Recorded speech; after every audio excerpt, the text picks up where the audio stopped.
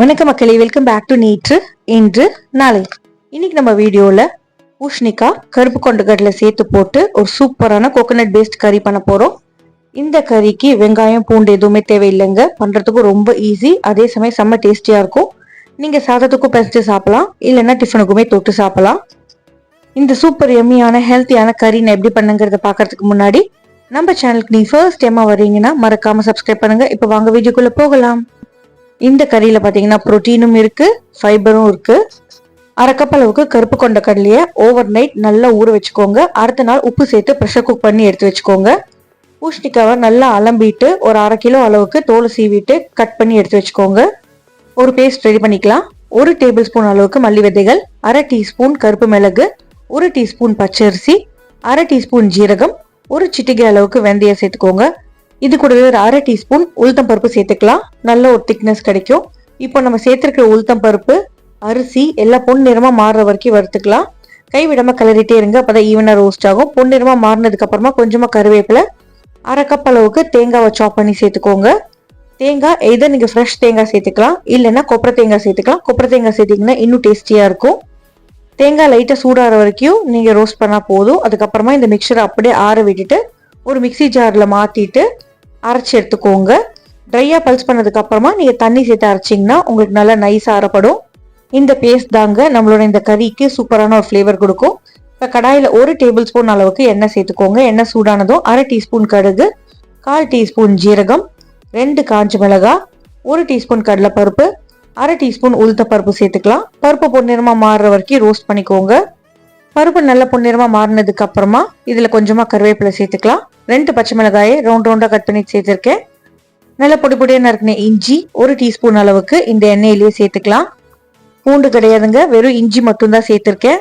இப்படி அப்படியுமா 2 பெரட்டி விட்டதுக்கு அப்புறமா நம்ம தோல் சீவிட்டு டைஸ் பண்ணி வச்சிருக்க அரை கிலோ அளவுக்கு பரங்கிக்காவை இந்த மிக்சர்ல சேர்த்துட்டு நல்லா கிளறி விட்டுட்டு பரங்கிக்காய் வேகிறதுக்கு தேவையான அளவுக்கு தண்ணி சேர்த்துட்டு நம்ம கொதிக்க விட்டுக்கலாம். மூடி போட்டு கொதிக்க விடுங்க. பரங்கிக்காவை பொறுத்த வரைக்கும் நம்ம தோல் நீக்கிட்டோம் இல்லையா, அதனால ரொம்ப சீக்கிரமாவே உங்களுக்கு குக் ஆயிடும். குழைய வேண்டாம், ஆனா வெந்தா மட்டும் போதும். இதுலயே ஒரு 1/4 டீஸ்பூன் அளவுக்கு மஞ்சள் பொடி சேர்த்துக்கலாம். வாய்வுத்தன்மை இல்லாம இருக்கிறதுக்காக கொஞ்சமா பெருங்காயம் சேர்த்துக்கோங்க. காரப்பொடி பாத்தீங்கன்னா நான் இன்னைக்கு காஷ்மீரி மிளகாய் பொடி தான் சேர்த்திருக்கேன், அரை டீஸ்பூன் அளவுக்கு சேர்த்திருக்கேன். நல்ல காரசாரமா வேணும்னா நீங்க காரமான மிளகாய் பொடி சேர்த்துக்கோங்க. இப்போ இந்த காய்க்கு மட்டும் தேவையான அளவுக்கு உப்பு சேர்த்துக்கலாம். நம்ம ஏற்கனவே கொண்டக்கடலை வேக வைக்கும் போது அதுல கொஞ்சமா உப்பு சேர்த்திருக்கோம். ஸோ இப்போ காய்க்கு மட்டும் சேர்த்துக்கோங்க. தேவையான அளவுக்கு தண்ணி சேர்த்துட்டு அப்படியே மூடி போட்டு கொதிக்க விட்டுருங்க. ஸோ இந்த குழம்பை நம்ம 3 ஸ்டேஜா பிரிச்சுக்கலாங்க. ஃபர்ஸ்ட் ஒரு பேஸ்ட் ரெடி பண்றது, 2வது கருப்பு சென்னாவை ஊற வச்சு வேக வச்சுக்கிறது, 3வது பரங்கிக்காவை தாளிச்சுட்டு வேக வச்சுக்கணும். மஞ்சள் பூசணிக்காய் நல்லா வெந்ததுக்கு அப்புறமா நம்ம வேக வச்சு எடுத்து வச்சிருக்கிற கொண்டக்கடலை சுண்டலை இதுல சேர்த்துருங்க. வேக வச்ச தண்ணியோடவே நீங்க சேர்த்துக்கலாம். எப்பவுமே சுண்டல் பண்ணி கொடுத்து பசங்களுக்கு போர் அடிச்சதுன்னா இந்த மாதிரி குழம்புல சேர்த்து கொடுங்க, கட்டாயமா அவங்க சாப்பிட்டுருவாங்க. நல்லா மிக்ஸ் பண்ணி விட்டு இதை கொதிக்க விடலாம். 2 to 3 minutes நல்லா பாயில் ஆனதுக்கு அப்புறமா நம்ம அரைச்சி வச்சிருக்க தேங்காய் பேஸ்ட் இதுல சேர்த்துக்கலாம். மறக்காம மிக்சி ஜார் அலம்பிட்டு அந்த தண்ணியுமே இதுல சேர்த்துருங்க. இது எல்லாத்தையும் ஒன்று சேர்த்து நல்லா கலந்து விட்டுட்டு 3 to 4 நிமிஷம் கொதிக்க விடுங்க. நம்ம கொப்பரை தேங்காய் சேர்த்துருக்கிறதுனால இந்த குழம்பு அவ்வளோ சீக்கிரம் கெட்டு போகாது. நீங்க லஞ்ச் பாக்ஸ்க்கு பேக் பண்ணணும்னா கூட இந்த குழம்பை தாராளமா பேக் பண்ணலாம், கெட்டு போகாது.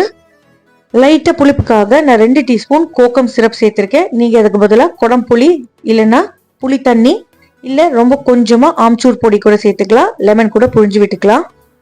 ஏதோ ஒரு புளிப்பான சோஸ் ரொம்ப கொஞ்சமா சேர்த்துக்கோங்க.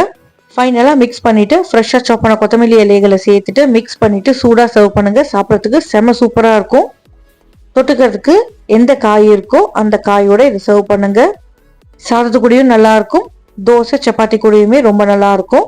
பண்றதுக்கும் ரொம்ப ரொம்ப ஈஸி தான். ட்ரை பண்ணி பார்த்துட்டு எப்படி வந்ததுங்கிறது எனக்கு மறக்காம கமெண்ட்ஸ் சொல்லுங்க. நம்ம சேனலுக்கு நீங்க ஃபர்ஸ்ட் டைமா வரீங்கன்னா லைக் பண்ணுங்க, ஷேர் பண்ணுங்க, சப்ஸ்கிரைப் பண்ணுங்க. தேங்க்ஸ் ஃபார் வாட்சிங். Have a great day.